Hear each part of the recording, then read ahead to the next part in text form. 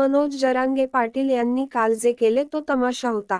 त्यामुळे मराठा समाजाची बदनामी झाली आहे. त्यांनी मी विचारलेल्या प्रश्नांना उत्तरे दिले नाहीत.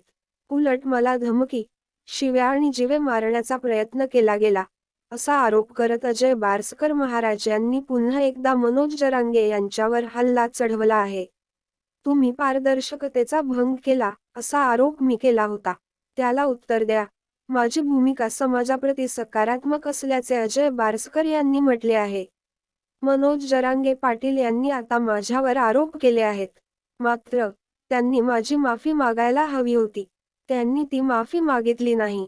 माझ्या एकाही प्रश्नाचे उत्तर किंवा खंडन त्यांनी केले नाही. लोणावळा आणि वाशी येथे त्यांनी पारदर्शकतेचा भंग केला असल्याचा आरोप मी केला होता.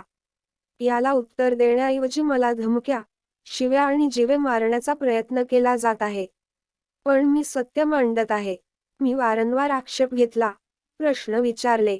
याचे उत्तर त्यांनी दिले पाहिजे. माझ्यावर बलात्कार केल्याचा, पैसे घेतल्याचा आरोप केला.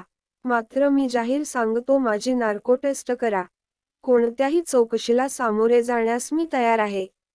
नेतृत्व कसं नसावं हे काल दिसले. कालचा सर्व प्रकार तमाशा होता. माझ्याकडून आडमुठेपणा झाला असल्याची कबुलीही मनोज जरांगे यांनी दिली असल्याचे बारसकर महाराज यांनी म्हटले आहे.